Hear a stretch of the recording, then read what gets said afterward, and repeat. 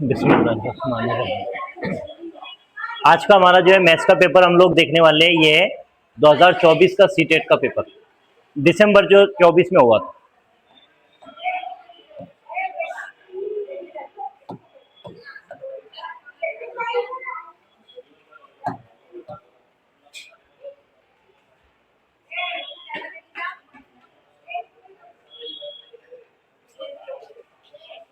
हाँ, ठीक है। मैथमेटिक्स पहले वाला सवाल है, what is the result when 7 gram is subtracted from 9 kg। देखो आंसर काय में दिया है, केजी में, बराबर है। और यहां पर ग्राम है तो इसको हम क्या लिख देंगे, 7000 प्लस 7 ग्राम। कितना हो रहा है ये, 7007। कितना सब्सट्रैक्ट करना है, 9 kg में से, बराबर 9000 में से 7007 माइनस करना है। ठीक है, 3 9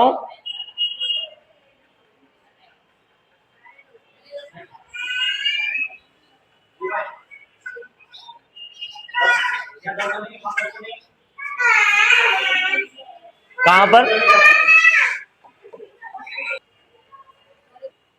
1993 जो है हमारा आंसर आना चाहिए। कहां पर है, ये नहीं है, ये नहीं है, ये नहीं है, ये है। ठीक है, हमने क्या किया, सबसे पहले जो है ना उसको जो है टोटल ग्राम में था, ग्राम में इसको कन्वर्ट किए 7 किलो को, 7 किलो को ग्राम में, और फिर जो है जो 7 ग्राम था उसको जो है हमने 7000 में जमा किया तो वो हो गया 7007। और 9000 ग्राम में से 7007 को जो है माइनस किए तो जवाब आया हमारा 1 kg 993 ग्राम। ये केजी में आएगा जवाब, क्योंकि आंसर जो है उसने केजी में पूछा है।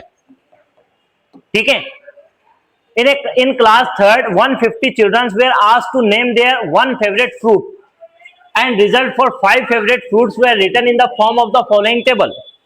सबसे पहले इस तरह की चीज दिया तो सबसे पहले टोटल कर लेना, 8 और 6 14, 14 और 4 18, 18 और 4 22, 22 और 8 30 का सिफर हासिल आया 3, 2 और 2 4, 4 और 2 4 और 4 8, 8 और 1 9, 9 और 2 11, 11 और 3 15। कितने हैं टोटल, 2 और 2 4, 4 और 4 8, 8 और 1 9, 9 और 2 11, 11 और 3 14। कितना आया, 140। अब सवाल क्या पूछ रहा है वो, इक्वल नंबर ऑफ चिल्ड्रन है apple and guava as their favourite fruit. किधर है एप्पल, ये है गुआवा, ये है। दोनों का नंबर जो है सही है क्या, इसका 28 है, इसका ये गया। The difference between the number of children who like grapes and those who like bananas is 16। Grapes और बनाना कहाँ है, ये 28 में से 14 गए तो कितना बच रहा है 14, ये बता रहा है 16, तो ये भी क्या हो गया गलत। The number of children who like mangoes and banana is 2 times the number of children who like guava. जो बच्चे जो है मैंगोज और बनाना पसंद करते हैं, किधर है मैंगो, ये बनाना, कितना हो रहा है ये दोनों को मिलाकर 58 हो रहा है। तो क्या हो रहा है 2 times the number of children who like guava. Guava कहां है, ये, इसको डबल कर देंगे तो ये आ जाएगा 52, यहां पर है 58, वहां पर है 52, तो ये भी आंसर क्या हो गया हमारा गलत। 10 children do not like any fruit given in the table. हाँ, यहां पर उसने बोला 150 बच्चे और यहां पर सिर्फ 140 है, तो 10 ऐसे बच्चे जो कुछ भी नहीं लाते, तो हमारा जवाब क्या हो गया, सही हो गया। ठीक है,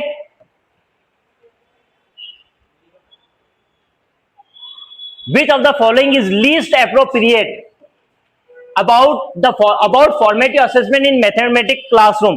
मैथमेटिक्स क्लासरूम में जो सबसे ज्यादा लीस्ट है, लीस्ट जो है फेवरेट है, कौन सा होगा, it helps to identify students misconception. Formative assessment जो है बच्चों के मिसकंसेप्शन को सॉल्व करने में, हल करने में मदद करता है। It provides cumulative evaluation that help to rank नहीं करना है। जवाब तो यही मिल गया, एक ही गलत है, बाकी का नीचे दिया है कि 1 2 3। To check the progress of student during instructional activities, ये भी सही है। To identify students conceptual understand, ये भी सही है। एक ही गलत है हमारा, कौन सा, सेकंड वाला। अ पर्सन विड्रू कितना 4560 from his bank on 4th of a month and deposited 2567 on 20th of the same month. If at the end of the month balance is 3125, then money in rupees at the start of the month in his account was. देखो सबसे पहले जो है ना, इतना और इतना, जितना जो है स्टार्ट के इसमें इतना अमाउंट था और इतना बचा है, तो इसको जो है ऐड कर दो। 5, 8, 6, 7 बराबर है 7,685 जो है हमारा जवाब है। बाद में उसने ऐड कितना किया, इसको माइनस कर दो। 67, 15 में से 7 गए 8, 1, उसके बाद में जो है 1 और यहां पर 7 में से 2 गए 5, कितना आ रहा है हमारा 155। कहां पर है ये, समझ में आया? हमने क्या किए, कुछ नहीं किए, सिर्फ जो है मेन जो था वो बोल रहा है कि जैसा शुरुआत के महीने में उसके जो है अकाउंट में उसने जो है इतने पैसे जो है विड्रॉ किया, निकाला अकाउंट में से, और फिर उसके बाद में इतने पैसे डाला, बराबर है। पहले जो है तकरीबन 4,560 रुपये निकाला, फिर 2,567 रुपए उसी अकाउंट में डाला, तो आखिरी पर मंथ में जो है उसके पास में इतना बैलेंस बचा। तो हमारे को पहले क्या करना है, ये जो बैलेंस बचा और जितना पहले निकाला था ये दोनों को जमा कर देंगे, बराबर है। तो उसने पूछा शुरुआत में कितना बैलेंस था, तो ये दोनों को निकालने से पहले और बैलेंस ये दोनों को जमा करेंगे और जो उसने बाद में डाला इसको माइनस कर देंगे, तो हमारा जवाब आ जाएगा।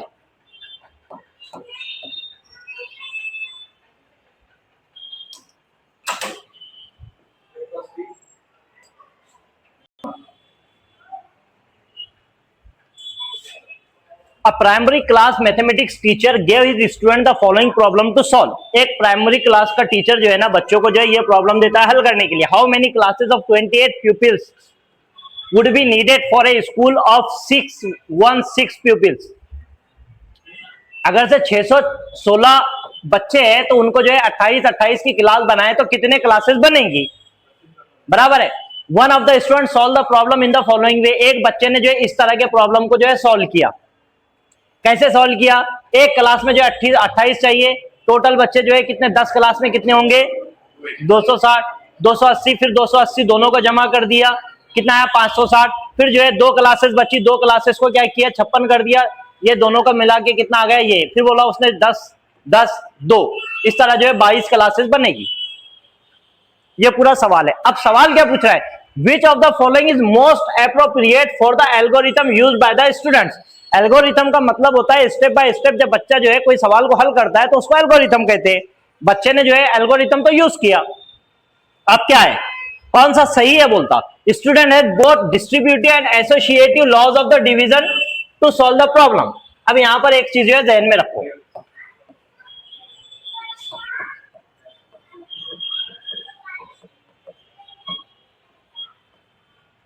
कम्यूटेटिव लॉ,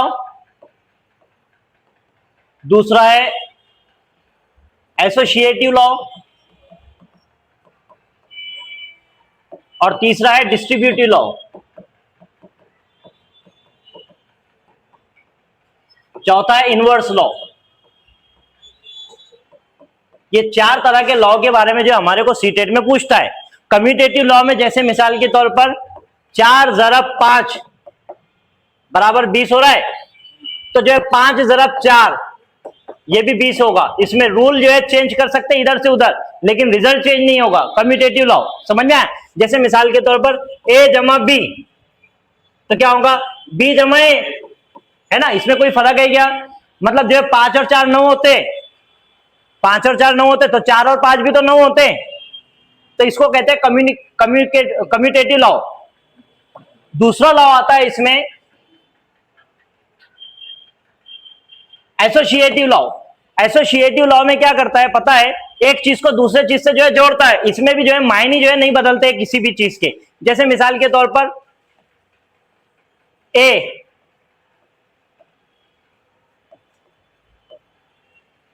इस तरह है यहां पर दिया हुआ, तो यहां पर क्या करेगा, ए को जो है बाहर किया, इसको सी कर देता हूं मैं, ठीक है।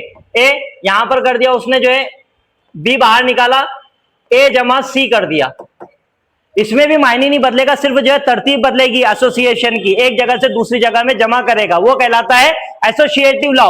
और तीसरा इंपॉर्टेंट लॉ होता है डिस्ट्रीब्यूटिव लॉ। डिस्ट्रीब्यूटिव लॉ में क्या करता है, उसको जो है अलग अलग बच्चा जो है लिखता है। जैसे मिसाल के तौर पर 2 ज़रब 2 बराबर कितना है 4 बराबर। अब बच्चा जो है इसको किस तरह लिखता है अलग एतबार से, फर्ज कर लो जो है 5 लिख रहा है वो, 2 ज़रब 2 बराबर 4, ठीक है। फिर जो है 4 को इधर लाता है, फिर जो है उसको जो है अलग जो है पोर्शन में कन्वर्ट करता है, ये भी आ गया है 4।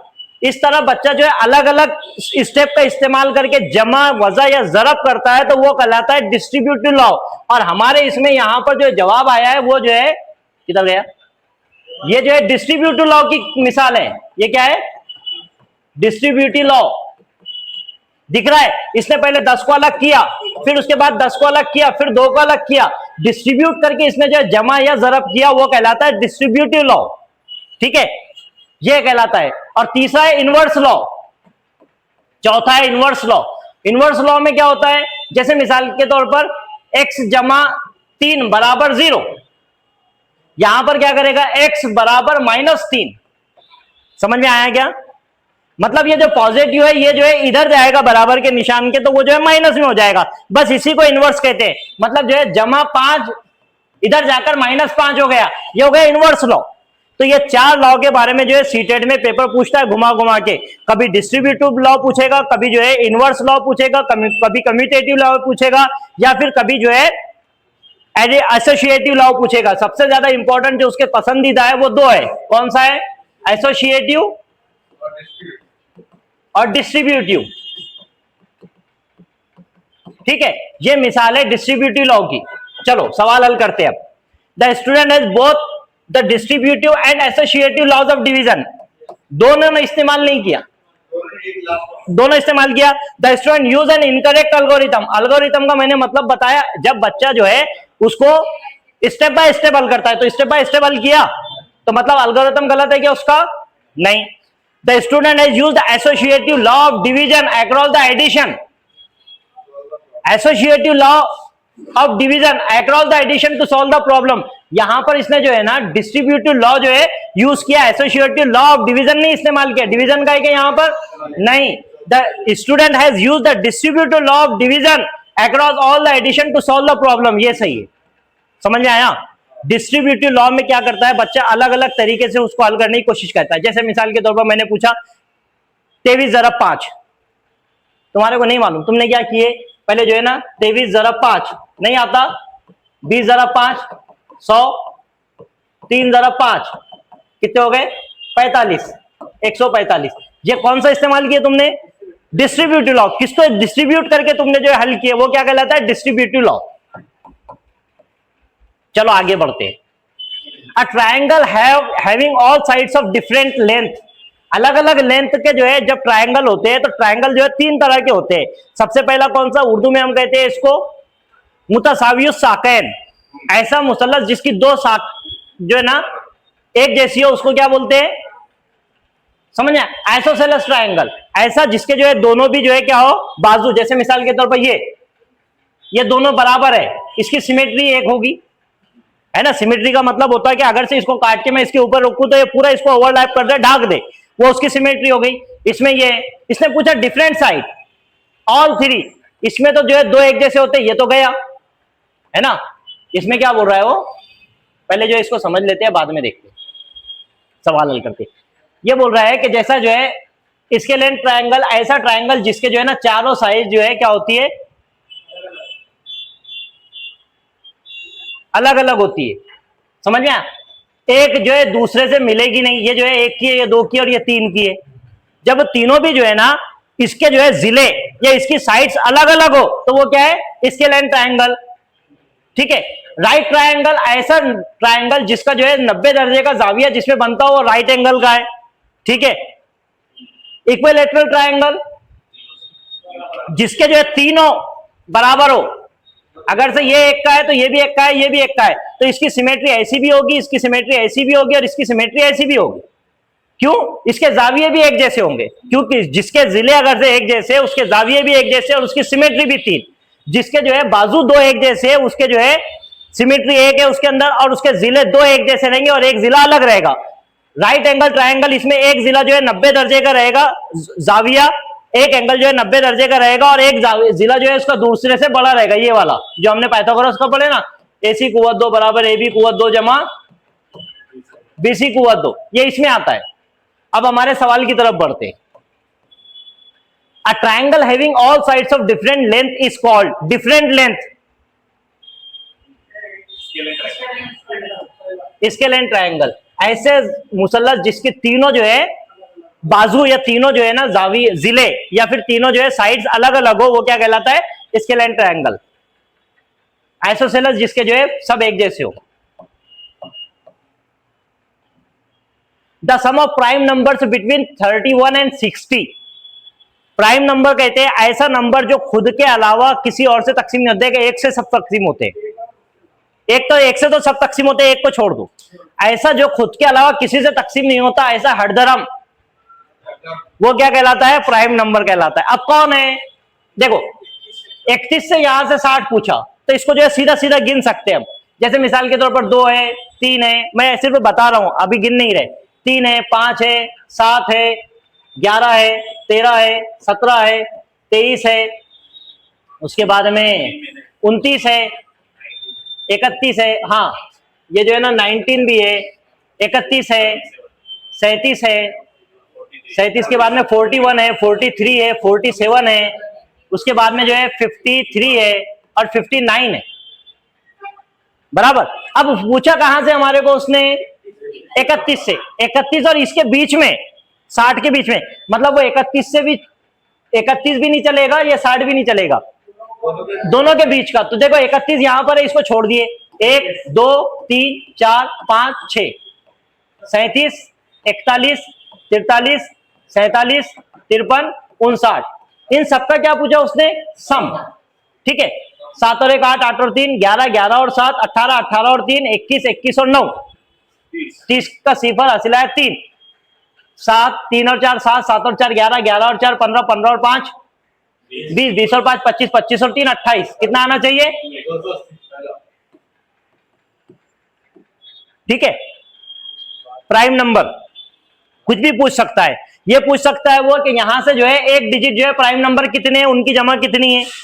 तो कौन कौन से? 2 3 5 7 बराबर है, उनकी जमा पूछ सकता है। वो पूछ सकता है कि सबसे छोटा 1 डिजिट नंबर और सबसे बड़ा, कितना सबसे बड़ा जो है ना ये 97 है। 97 2 डिजिट नंबर का जो है जरब कितना है, जमा कितनी है, वजह कितनी है, इनको तकसीम करेंगे तो क्या जवाब आएगा, कुछ भी पूछ सकता है। समझ में आया?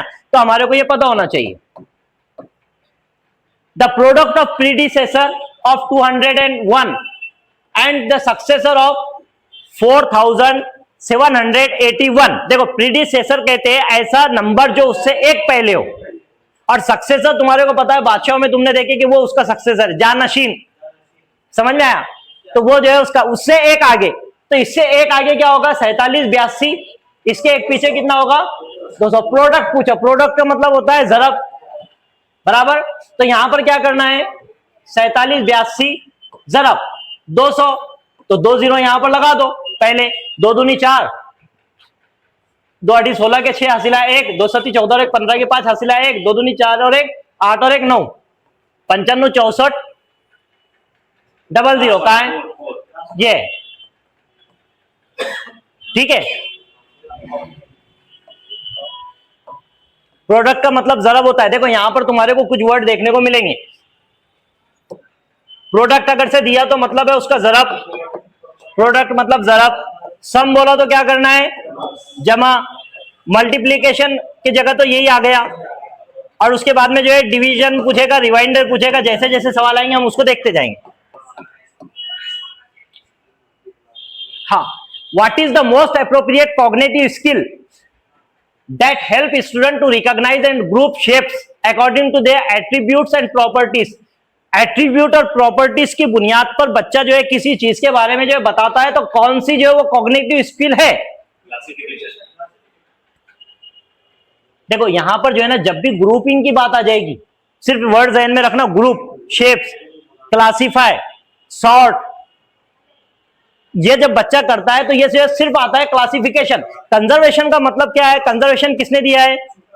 ये भी जो है जीन पियाजे ने दिया है, ये भी जीन पियाजे ने दिया और ये भी जीन पियाजे ने दिया है। कौन सी स्टेज क्या है ये? कॉन्क्रीट ऑपरेशनल में ही ये जाके जो है अच्छी हो जाता है। इसको हम जो है सीसीएस कहते हैं, बराबर, कंजर्वेशन, क्लासिफिकेशन, सीरिएशन, है ना। अब सवाल आ रहा है यहां पर, कंजर्वेशन का मतलब ये है कि बच्चा जो है क्वांटिटी को जो है महसूस नहीं कर पाता, छोटे इसमें बड़ा समझता है, बड़े को छोटा समझता है। इसकी जो है मैथ्स में मिसाल इस तरह देख सकते हैं हम कि जैसे जो है 5 सेब जो है अलग अलग जगह पर जो है बच्चे ने रखा फैलाकर, और जो है 5 सेब एक ही जगह पर रख दिया, तो बच्चा ये समझता है कि जो फैले हुए वो ज्यादा है और जो एक जगह जमे हुए वो कम है। तो ये क्या हो गया? कंजर्वेशन। तो ये कंजर्वेशन है कि यहां पर नहीं।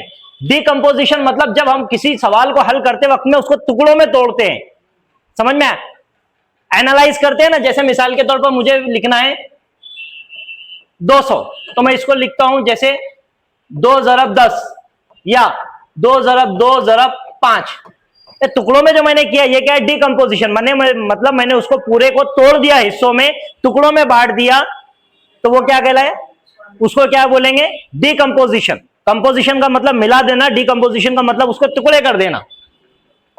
क्लासिफिकेशन का मतलब आएगा जब भी सवाल में जो है यहां पर ग्रुप्स आएगा, शेप आएगा, तो जब भी बच्चा जो है किसी चीज को ग्रुप में लगाएगा, क्लासिफाई करेगा, सॉर्ट करेगा, वो सब क्या कहलाएगा? क्लासिफिकेशन। सीरिएशन का मतलब है तरतीब में लगाना, समझ में आया? जैसे मेरे 2 4 6 8 10 या 10 8 6 4 2, चढ़ती उतरती तरतीब में जब हम लगाते हैं तो वो क्या कहलाता है? Seriation. Student feel difficulty in solving division problem because, बच्चे को जो है डिवीजन प्रॉब्लम में जो डिफिकल्टी होती है, क्यों? Division problems have no utility in daily life.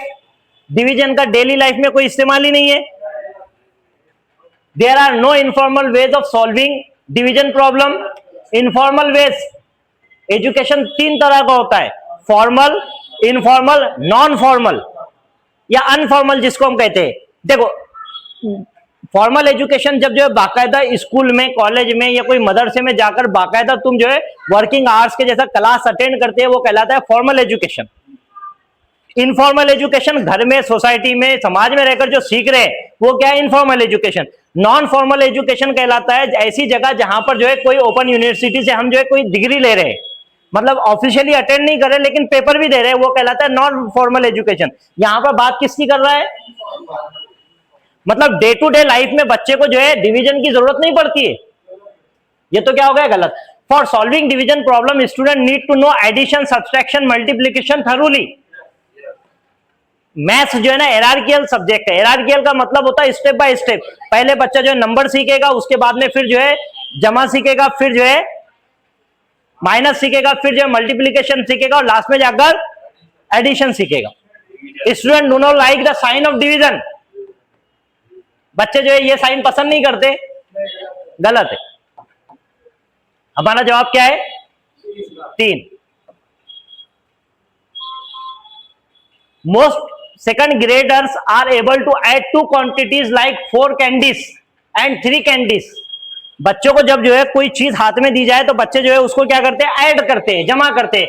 But when asked to do 4 + 5 on a worksheet, a large number of same sets of learner is unable to do so.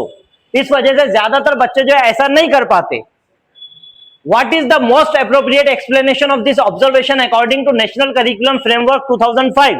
तो NCF 2005 के मुताबिक इसकी क्या वजह हो सकती है?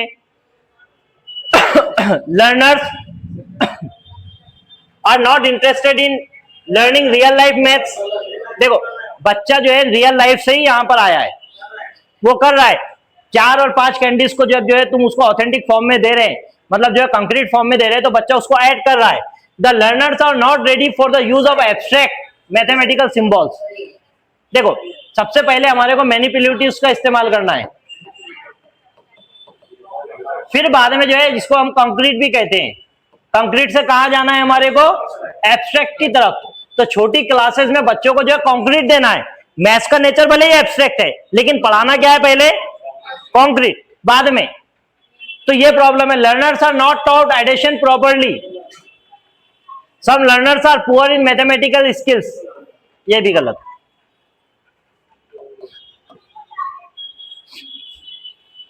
A third standard student when asked to write 105 in numerical form, 1005 बच्चों को लिखना चाहते हैं, लिखने के लिए बोलते हैं नंबर्स में, तो बच्चा जो है क्या करता है, she writes it 1005. This indicates that she needs more help in understanding the concept of place value. Yes. यहां पर बच्चे से गलती कहां पर हुई है, देखो यहां पर इस तरह लिखना था, बच्चे ने जो है इसको इस तरह लिख दिया, मतलब बच्चे से प्लेस वैल्यू में गड़बड़ हुई है। ठीक है, he is unfit to learn mathematics, गलत, बच्चा कभी अनफिट नहीं है। Student is a slow learner, बच्चा स्लो लर्नर भी नहीं है, बल्कि क्या है, डिफरेंशिएटेड है।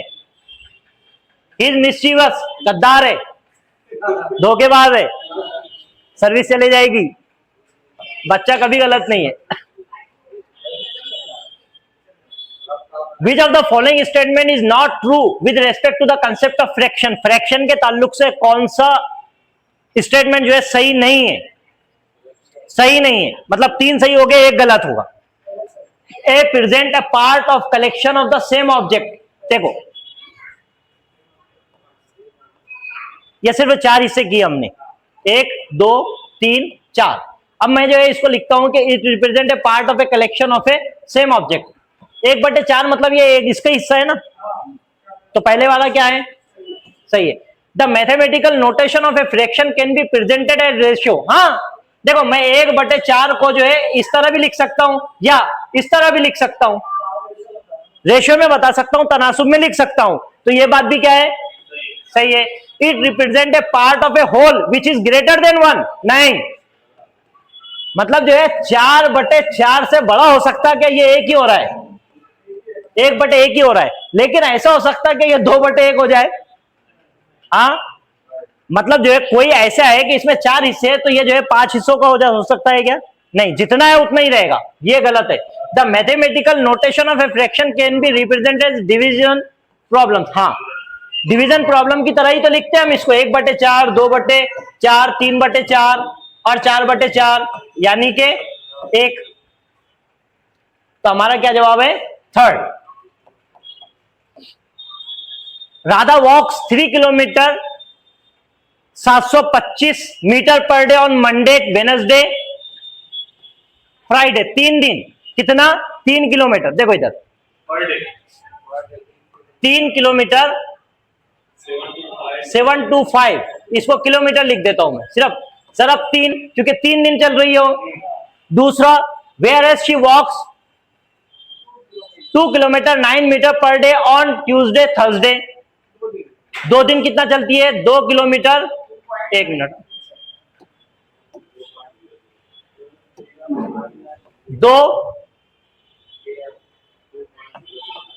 2,009 जरब 2, इसमें कोई प्रॉब्लम है क्या, 3 दिन जो है वो इतना चलती है, 2 दिन इतना चलती है। क्या पूछ रहा हो, total distance covered by her from Monday to Friday, तो वो 5 दिनों में जो है कितना फासला तय करेगी। देखो जरा 3, ठीक है, 3 पंजे 15 के 5 हसीला 1, 3 दूनी 6 और 1 7, 3 7 21 का 1 हसीला है 2, 3 3 9 9 और 2 11, कितने अदद के बाद आशरिया था, 3 के, बराबर है। दूसरा 2009 जरब 2, दोनों 18 के 8 हासिला 1 2 0 0 0 और 1 1 2 0 0, 2 दूनी 4, कितने अदद के बाद था, 3 के, बराबर है। अब इसी वैल्यू को जो है ना मैं दूसरा पेन ले लेता हूं ताकि समझ में आ जाए। इसको जो है कितना आया है, 11.175 प्लस 4.018, 8 और 5 13 के 3 हासिला है 1, 8 और 1 9, 1 5 और 1 3 अदद के बाद आशरिया 15 किलोमीटर 193 मीटर, कहां पर है, यहां पर है। समझ में आया, बढ़े आगे।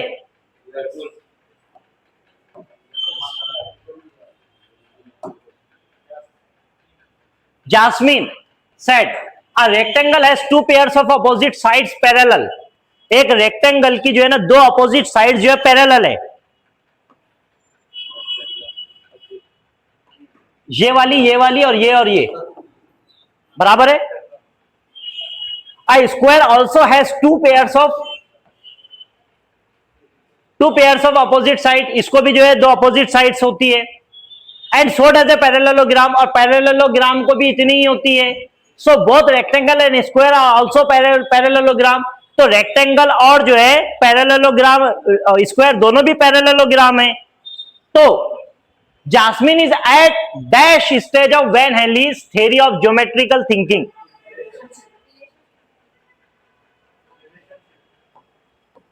देखो पहली स्टेप जो है वैन हेली के जो है ना कितनी लेवल है, लेवल है वैन हेली के. इसमें इसको जो है इंपॉर्टेंट है समझना. देखो लेवल्स कितनी है, लेवल्स है 4, स्टेजेस कितनी है 5 है. पहली जो है लेवल जो है उसको क्या कहते हैं, विजुअलाइजेशन, बराबर है. इसको कहते हैं जीरो लेवल, बराबर है. दूसरी आती है एनालिसिस, इसको कहते हैं फर्स्ट लेवल. तीसरी लेवल आती है रिलेशनशिप या इनफॉर्मल डिडक्शन. ये कौन सी लेवल है, सेकंड लेवल है, बराबर. चौथी स्टेज आती है फॉर्मल डिडक्शन,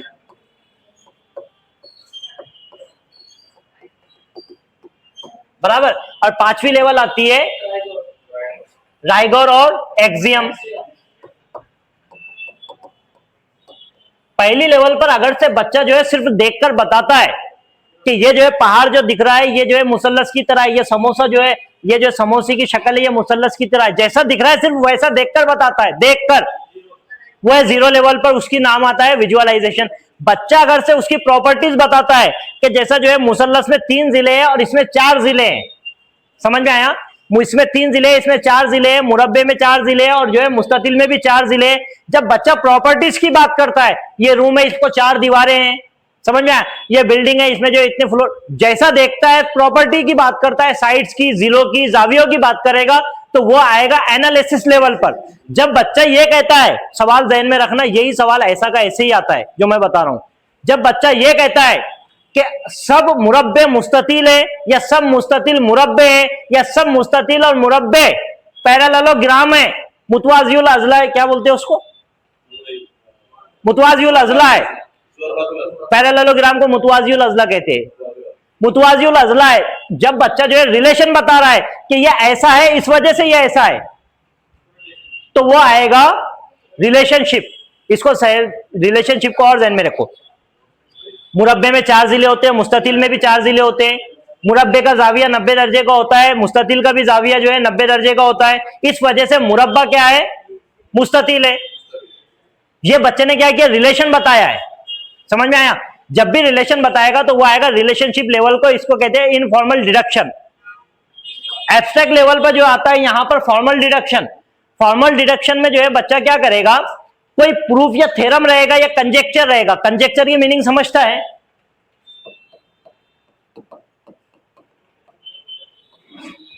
कंजेक्चर मतलब कि जब हम जो है ऑब्जर्वेशन किसी चीज का कर रहे हैं, ऑब्जर्वेशन के बाद में जब हम तय करते हैं कि ये ऐसा पैटर्न तो दिखाई दे रहा है लेकिन उसका प्रूफ नहीं होता है, साबित किया हुआ नहीं होता है, उसको कहते हैं कंजेक्चर मैथ्स में.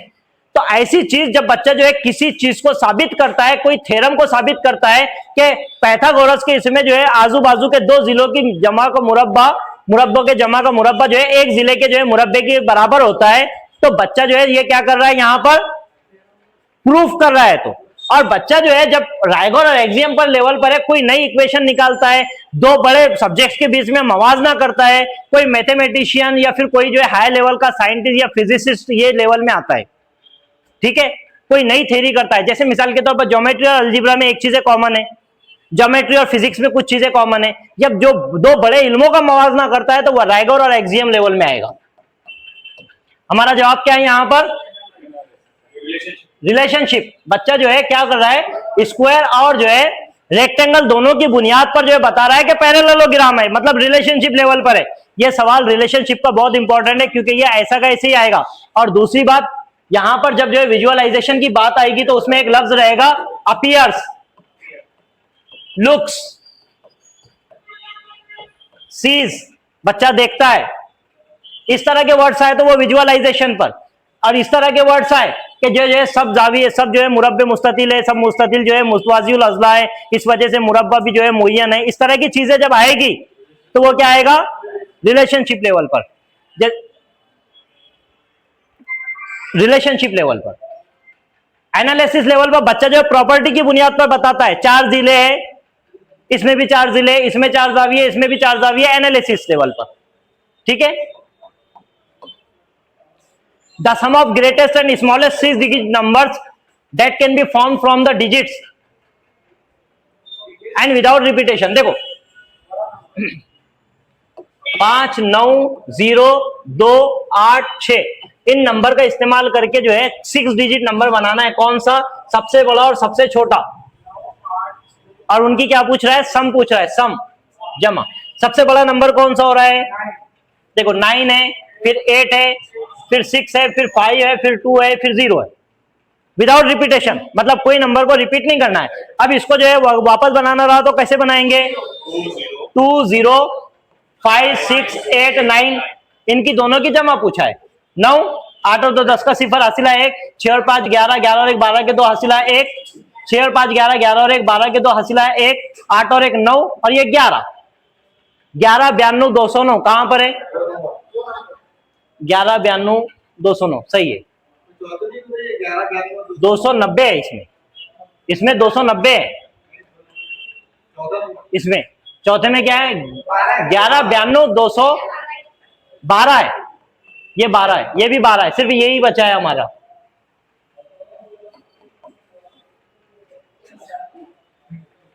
The missing number in the pattern, ये पैटर्न का जो है सवाल एक तुम्हारे को रहेगा, पूरे सवाल में जो है पेपर में एक तरह का सवाल रहेगा। इसमें क्या है, 2 3, अब यहां से माइनस हो गया 4, यहां से माइनस हो गया 5, फिर यहां पर जो है प्लस हो गया 6, फिर यहां पर प्लस हो गया 7। देखो 2 नंबर जो है प्लस हो रहे हैं, 2 नंबर माइनस हो रहे हैं, मतलब 2 के बाद माइनस हुआ, यहां पर 2 प्लस हुए तो यहां पर माइनस होगा, यहां पर जो है 21 में से 8 जाएगा तो यहां पर 13 आएगा, और 13 में से 4 जाएगा, 13 में से कितना जाएगा 9, 13 में से 9 जाएगा तो कितना आ रहा है 4 आएगा। पहला नंबर 13, दूसरा 4, कहां है, समझ में आया क्या, देखना है एक बार, कोई बात नहीं डबल से देखेंगे। ये पैटर्न का सवाल है, पैटर्न का सवाल जब भी आया तो तुम्हारे को वो सीरीज में फर्क देखना है कि दोनों के बीच में फर्क कितना है। जैसे मिसाल के तौर पर इसमें और इसमें कितने का फर्क है, 2 का, जमा हो रहा है कि माइनस हो रहा है, ये दोनों में कितने का फर्क है, जमा हो रहा है कि माइनस हो रहा है, जमा। ये दोनों में कितना फर्क है, जमा है कि माइनस है, माइनस है। इन दोनों में कितना फर्क है, जमा है कि माइनस है। इतना समझ में आया कि जो है 2 प्लस हुए 2 जमा हुए, और वो उसको पक्का करते हैं, ये कितना हुआ 6 का फर्क है, जमा है कि माइनस है, यहां पर कितना है 7, मतलब 2 3 4 5 6 7 ये पैटर्न चल रहा है, लेकिन 2 जमा कर रहा है। ये जो तरतीब है ये तरतीब ऊपर ही जा रही है, नीचे नहीं आ रही है, लेकिन जो है 2 नंबर के बाद वो जो है 2 नंबर को घटाता है और 2 नंबर के बाद 2 नंबर को बढ़ाता है, बराबर। जैसे मिसाल के तौर अब यहां पर 2 बार जमा हो गया, अब 2 बार माइनस होगा यहां पर, ठीक है। तो 21 में से 7 के बाद कौन सा अदद आता है 8, तो यहां पर कितना बचा, यहां पर बचा है 13, ठीक है, पहला अदद 13 है, यही आंसर है, जवाब यही खत्म, जवाब जो है यही खत्म हो गया। दूसरा, अब इसमें से 9 माइनस और किए तो दूसरा आ गया 4, दूसरा अदद का है 4 यहां पर है, ठीक है, समझ में आया, क्या और देखना है, चलो वैसा वीडियो रिकॉर्ड है उसमें जो है बाद में देख सकते। The smallest 4 digit number which is a multiple of 674, ऐसा नंबर जो 674 से जो है मल्टीप्लाई हुआ है, या जो 2 से इससे जो है क्या है मल्टीपल है, 6 7 और 4 का। पहले जो है दिमाग लगाओ, बाद में मैं एक शॉर्ट ट्रिक बताता हूं।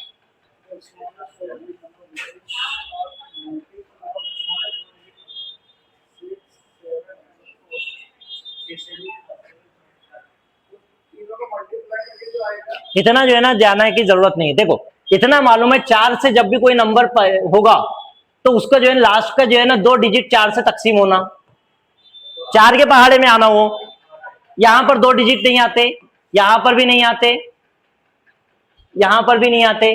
जवाब तो यही हो गया, है ना, जवाब तो यही हो गया सीधा। दूसरा, यहां पर जो है 6 से बोला उसने, 6 से तकसीम होने के लिए 2 और 3 से उसका जो है तकसीम होना जरूरी है, तो इसकी जमा जो है 3 होना चाहिए। ये 9 होता है, ये 7 हो गया, ये गया, ये भी गया, ये 3 होता था लेकिन ये 2 से नहीं कटता। एक ही जवाब है, इतना हल करने की जरूरत ही नहीं। समझ में आया कि दूसरे से समझाऊ?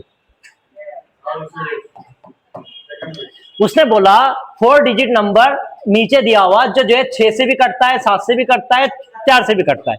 मतलब उसका मल्टीपल पूछे या उससे ये पूछे कि ये चारों से जो नंबर कटेगा, एक ही मतलब है। अब सवाल ये है कि इसको जो है मुझे हल करने की जरूरत पड़ेगी तो मैं जो है ढूंढूंगा, इसकी जरूरत करूंगा, इसका मल्टीपल लूंगा, इनका एलसीएम लूंगा। एलसीएम लेने की जरूरत नहीं, डायरेक्ट ऑप्शन से काटो। पहले जो है ना यहाँ पर जो है 6 से कटने के लिए उसको 2 से और 3 से कटना जरूरी है। जो नंबर 2 से और 3 से कटेगा वही जो होगा। तो 3 से कटने के लिए जो है ना उनके अददों की जमा जो है 3 होना या 3 के मल्टीपल में होना। ये 3 है, ये हो सकता, ये नहीं होता, ये भी नहीं होता क्योंकि ये 7 है और ये 1 ही है। हो गया, अब बचे 2। अब उसके बाद में दूसरा नंबर है 4 का। 4 से काटने के लिए लास्ट के 2 डिजिट जो है जिससे 4 से कटेंगे तो ही वो नंबर जो है 4 से कटेगा। यहां के 2 डिजिट में 2 आता है, 2 जो है 4 के पहाड़े में नहीं आता, ये गया, बचा 1। समझ में आया? वीडियो में देखना। इसके लिए डिविजिबिलिटी जो है ना रूल है, देखो 2 से कटने के लिए उसको जो है ना 2 0 उसके इकाई में या फिर जो है 2 के पहाड़े में आने वाला कोई भी नंबर होना, 2 4 6 8 10। 3 से कटने के लिए जो है उसके जो डिजिटों की नंबर है संख्या, ये 3 या 3 से कटने वाली होनी चाहिए। समझ में आया? जैसे जो है 6, ये 3 के इसमें 12, 1 और 2 3 होता है, 15, 1 और 5 6 होता है, उसके बाद में 18, 1 ये 9 होता है। समझ में आया? तो ये होता है 4 से कोई अदद कटेगा तो लास्ट के 2 डिजिट जो है उसके जो है 4 से कटने वाले होना। जैसे हम फर्ज कर लो 84, ये 4 से कटता है, देखो ये भी कटता है, ये भी कटता है, तो ये 4 से कटेगा। अब जैसे मिसाल के तौर पर 82, ये 4 से कटता है क्या? मतलब ये तो कट जाएगा, ये नहीं कटेगा, मतलब ये 4 से कटेगा ही नहीं, 4 के पहाड़े में आएगा ही नहीं। तो इस तरह के डिविजिबिलिटी रूल का इस्तेमाल करके हम जो ऑप्शन से ही क्या करते हैं, उसको काट देते हैं ऑप्शन को। जवाब है हमारा 1008। विच of the following has a definite length? देखो ये सवाल को जहन में रखो, ये सवाल को जो है ना अलग अलग तरीके से हर साल किसी ना किसी अंदाज में पूछता है। Which of the following has a definite line? Definite line का मतलब यह है कि जिसको हम तय कर सकते। इनडेफिनेट का मतलब लामहदूद, डेफिनेट मतलब महदूद। देखो रेज है, रेत इसको कहते हैं,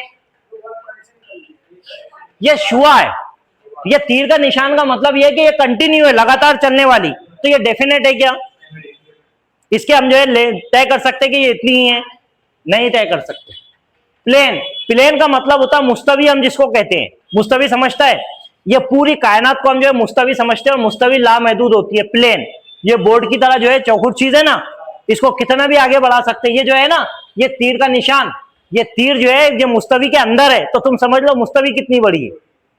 समझ में आया? जब ये लामहदूद है तो मुस्तवी भी लामहदूद है, तो ये भी क्या है? नहीं है। अब बचा लाइन।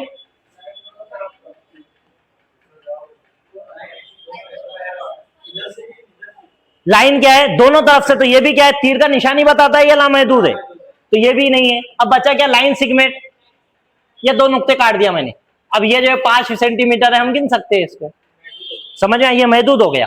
तो इसको जो है जहन में रखना, ये सवाल को अलग अलग पूछता है, कभी जोड़ियां लगाने के लिए पूछता है, कभी जो है डेफिनेट पूछता है, कभी इनमें से इनडेफिनेट पूछ लेगा। समझ में आया कि इसमें से इनडेफिनेट क्या है? अभी डेफिनेट पूछा ना, यही ऑप्शन देगा, और 3 जो है डेफिनेट देगा और 1 इनडेफिनेट देगा। बड़े आगे जवाब क्या है हमारा? Line segment. Which of the following most appropriate for including open ended question in mathematics class? कौन सी चीज ओपन एंडेड क्वेश्चंस के लिए सबसे बेहतर है? ओपन एंडेड क्वेश्चन कहते हैं ऐसे क्वेश्चन जिसका जवाब 1 से ज्यादा होते हैं। देखो the question develop critical thinking, हाँ जिसमें सबसे ज्यादा सवाल पैदा होते हैं वही तो जो है ओपन एंडेड है। Answer to this question are not given in the book, गलत।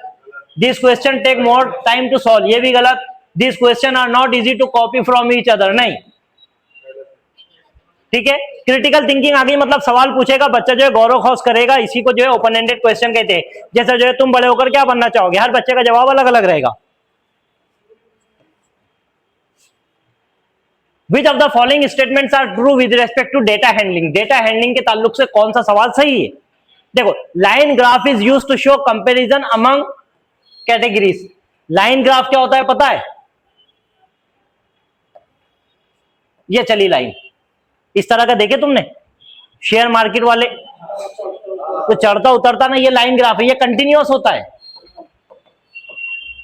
ये कंटिन्यूअस होता है, इसमें कंपैरिजन थोड़ी पता चल रहा है, इसमें जो है सीधा जो है फ्लो हो रहा है, ऐसा कंपैरिजन हो रहा है कि दो चीजों के बीच में। अगर से ये ऐसा भी चला तो भी कंपैरिजन नहीं हो रहा है, क्योंकि ये जो कंटिन्यूअस है, कंपैरिजन होने के लिए दो चीजों का अलग होना जरूरी है। समझ में आया? जैसे मैं जो है दो चीजों में मवाजना करता हूं, एक ये पेन और एक ये पेन, तो ये दोनों अलग अलग तभी मवाजना होगा। मैं अगर से रेक्टेंगल और स्क्वायर में मवाजना करता हूं तो दोनों अलग अलग है। समझ में आया? मैं जो है उनके हाइट में और मेरी हाइट में मवाजना करता हूं तो उसके पीछे वजह यह है कि हम दोनों की हाइट अलग अलग है। कंपैरिजन के लिए चीजों का अलग होना जरूरी है, तो ये कंटिन्यूअस होता है, तो ये जवाब होगा क्या? नहीं, ये नहीं है। Histogram is used to compare the parts of a whole. Histogram part of the whole के लिए, देखो line graph, histogram, graph, bar graph, ये सब जो है डेटा हैंडलिंग के लिए। अब जो है हिस्टोग्राफ में क्या होता है,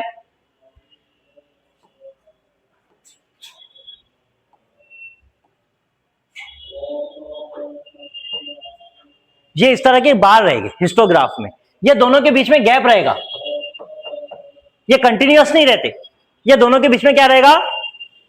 गैप रहेगा। हिस्टोग्राम भी हमारा जवाब नहीं है। Graphical representation of data is easier to understand when there is a trend or comparison to be shown.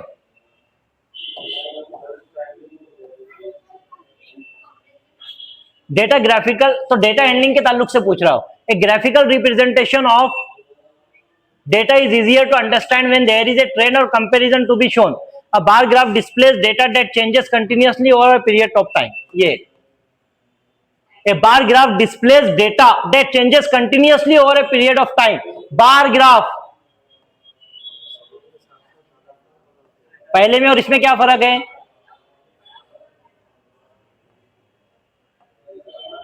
एक, दो, तीन, चार, पांच, छह, बताओ सबसे कम किसमें है, सबसे ज्यादा किसमें है?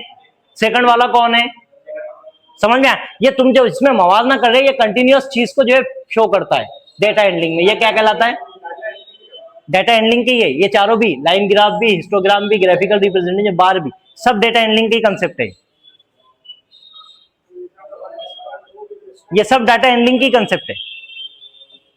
चलो, how many planks of size 2 metre, 35 centimetre, 8 centimetre can be made from a wooden block 8 metre? अच्छा, कोई मसला ही नहीं दिया इसमें। 70 centimetre wide and 40 centimetre thick. देखो यहां पर ये सेंटीमीटर में 2 दिया, यहां भी 2 सेंटीमीटर में दिया उसने, तो हमारे को जो है ज्यादा टेंशन लेने की जरूरत नहीं। सवाल जो है इस तरह का जब भी आएगा तो क्या करना पता है, जैसे जो है यहां पर किसके बोला, how many planks of size 2 metre, 35 centimetre, 8 centimetre can be made from, जहां पर फ्रॉम लिखा है उसको ऊपर लिखो, कितना है? 8 मीटर। इसको मैं मीटर को हटा देता हूं। 8 जरब कितना है? 70 जरब 40। तकसीम में जो है जितना पूछा है उतने 2 जरब 35 जरब 8, नीचे वाले से ऊपर वालों को काट दो। 2 एक 2, 2 चौक 8, 35 एक 35, 35 दूनी 70, 8 एक 8, 8 पंजे 40, कितना बचा? 4 2 5, 4 दूनी 8, 8 पंजे 40, कहा है 40? ये इतना ही आसान है। समझ में आया? इसको जो है क्या पूछेगा, इसकी जगह वो बोलेगा कि एक धागा है, एक धागे के अगर से जो है इतने इतने साइज के इतने टुकड़े किया जाए तो कितना होगा, वो एक ही तरीके से हल होगा। डबल से बताओ, ऐसे ही आएगा। ये 24 का पेपर है, ये 2000 लास्ट वाला जो सीटेट हुआ ये वही पेपर है, दिसंबर 24 का है। Child solve a problem 1/2 plus 1/3 is equal to 2/5। What is the most appropriate inference drawn from the solution, कौन सा सॉल्यूशन इससे जो है पता चलता है। देखो 1/2 जमा 1/3 को उसने लिखा 2/5, ये गलत है, ये आंसर क्या है, गलत है। अब सवाल जो है वो नहीं पूछ रहा हो कि सही करो गलत करो, ऑप्शन पूछ रहा है, child does not know how to represent fraction to on number line. देखो बच्चा जो है फ्रैक्शन में पेश कर रहा है इसको, मतलब वो जानता है, वो जानता है। Child has extended the concept of addition of natural numbers to addition of fraction, ये सही है। इसको और एक चीज मैं बताऊंगा, child does not know addition of number. देखो एडिशन ऑफ नंबर नहीं करता तो 2 और 3 को 5 नहीं लिखता, मतलब वो जानता है। Child does not know how to take LCM, LCM छोटे बच्चों के लिए नहीं होता है, कंसेप्ट छोटे बच्चों को नहीं सिखाया जाता एलसीएम का, बच्चों को सिर्फ जो है नंबर सिखाते हैं। जैसे जैसे बड़ी क्लास में जाएगा बच्चा एलसीएम एचसीएफ के बारे में सीखेगा, अभी नहीं सिखाते। तो यहां पर जो है ना ये extended, child has extended the concept of addition of natural numbers to addition of fraction. इसको जो है ना एक और लफ्ज इस्तेमाल करते हैं इसके लिए, ओवर जनरलाइजेशन।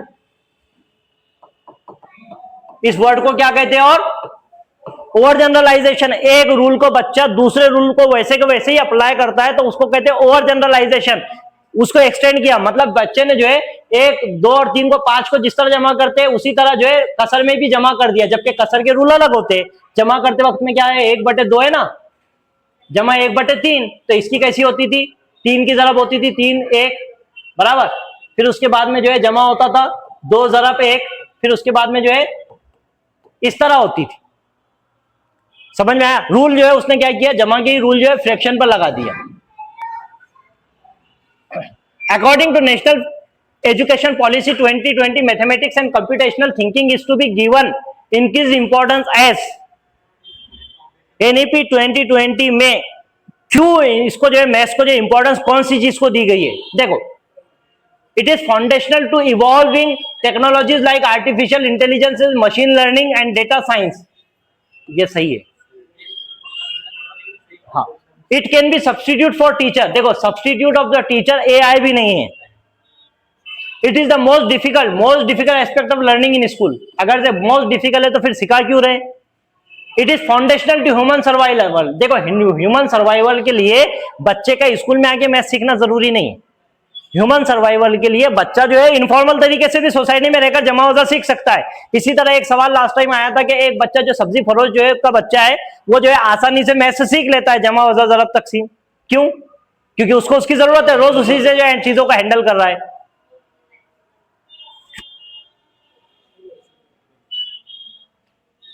तो इस वजह से इसका नहीं, मेन जो बेसिक मसला है ये फाउंडेशन टू इवॉल्विंग टेक्नोलॉजीज।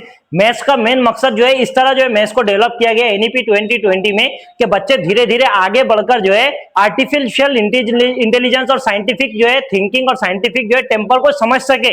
ये लेवल में बच्चों को हमारे को बचपन से ऊपर लेकर जाना है कि बच्चे जो है साइंटिफिक जो है उनके अंदर थिंकिंग पैदा हो सके, यही मैथ्स का मकसद है।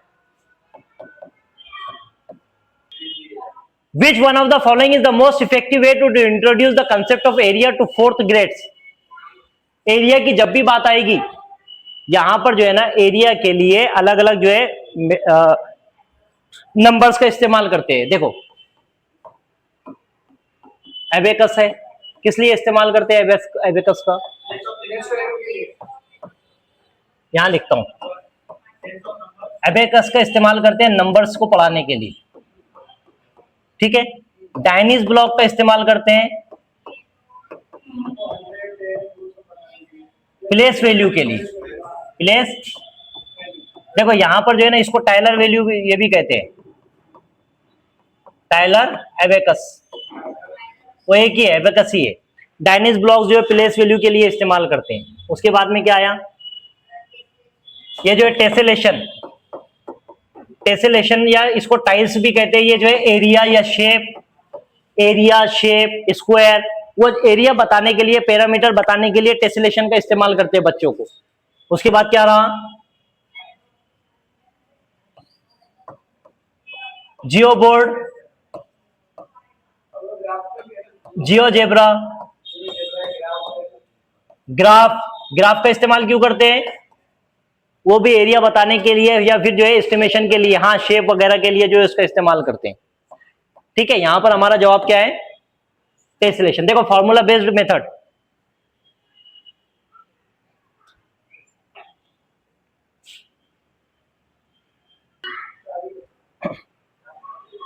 तो ये जो है टेसेलेशन, एबेकस का इस्तेमाल करते हैं नंबर सिखाने के लिए, ठीक है। अप्रोक्सीमेशन और एस्टिमेशन सही है, बच्चों से जो है पहले अप्रोक्सीमेशन और एस्टिमेशन अनुमान ही लगाने के लिए बोलना पड़ेगा, फॉर्मूला बेस्ड मेथड जो है नहीं लगाते। लेकिन यहाँ पर पूछ रहा है वो एरिया के ताल्लुक से, तो एरिया के लिए जो है टेसेलेशन का इस्तेमाल करते हैं, इसको जो है टाइल्स भी कह सकते हैं हम, ठीक है, कंफ्यूज मत होना।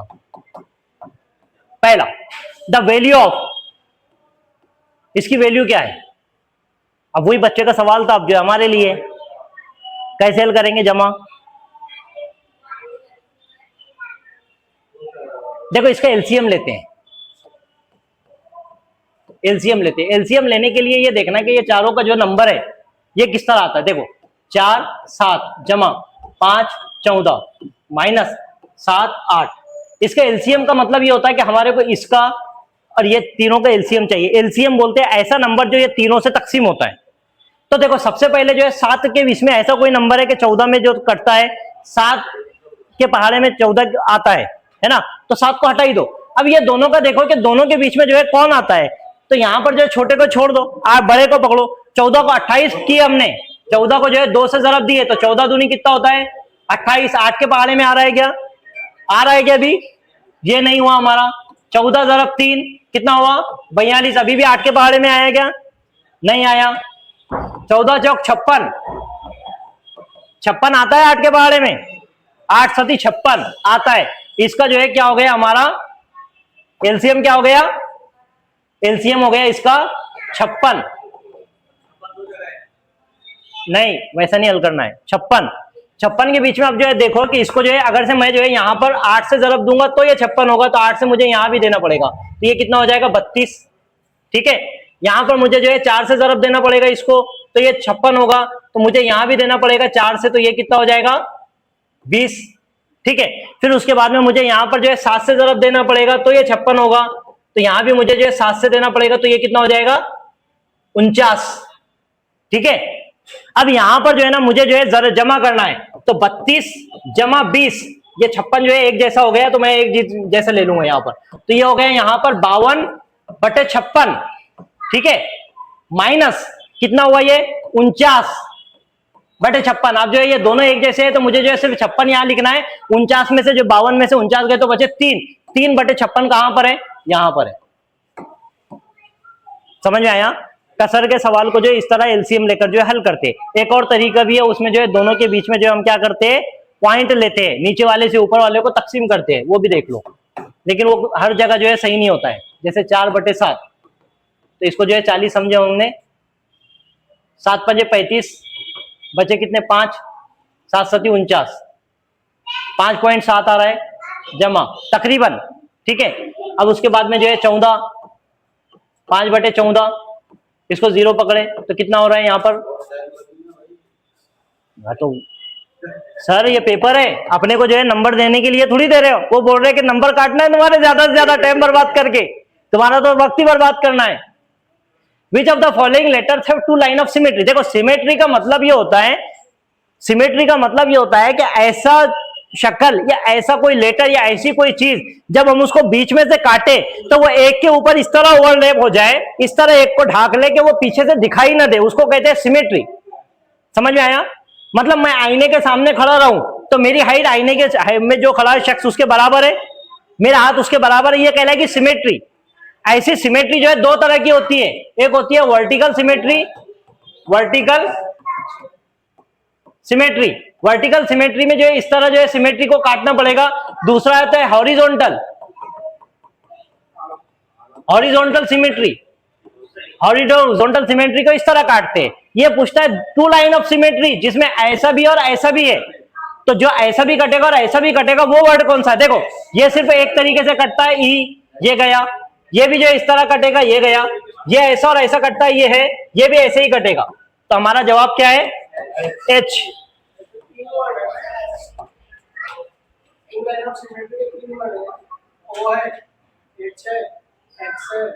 नहीं उसको जो है ना देखना है, उसको ऐसा गिनने की भी जरूरत नहीं है। मेन जो चीज क्या है, जैसे मिसाल के तौर पर कोई वर्ड है, ये बी है, ये ऐसे ही कटेगा, यू है, ये ऐसा कटेगा, ये ई ऐसे कटेगा, टू लाइन ऑफ सिमेट्री कुछ ऐसा दे देगा, जैसा एच दे दिया, एक्स दे दिया।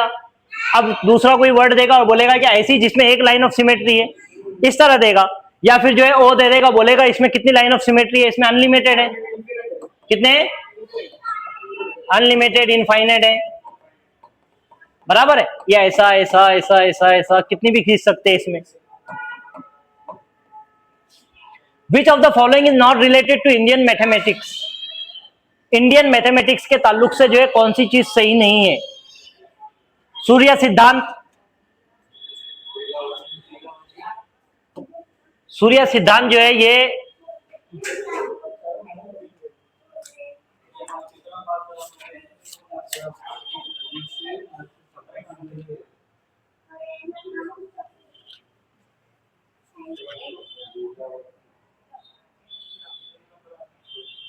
देखो इसमें से कौन सी नहीं है। सूर्य सिद्धांत जो है मैथ्स की बुक है, सुलभ सूत्र भी मैथ्स की बुक है, और लीलावती को जो है भास्कर आचार्य ने, भास्कर सेकंड भी कहते हैं, भास्कर आचार्य को उसकी लिखी हुई किताब है लीलावती। और यह चमक संहिता या सुश्रुता संहिता, ये जो है दोनों भी जो है, ये चरक को लिखा है इसने, आचार्य चरक को।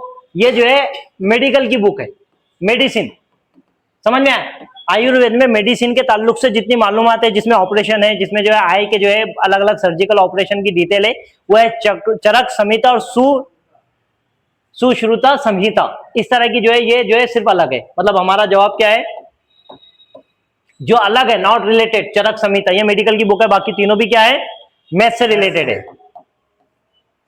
The difference of place value of 5 and 7 in the numbers. हाँ 5 and 7 देखो नंबर क्या है,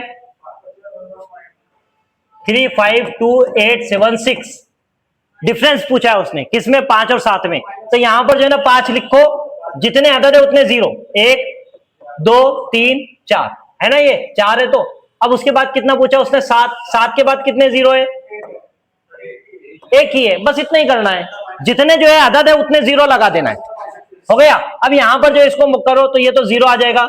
यहां पर कितना बच रहा है, 10 में से जो है 7 गए 3, यहां पर कितना है 9, यहां 9 और यहां पर 4, 49 930 कहां पर है, यहां है, ये भी नहीं है, ठीक है।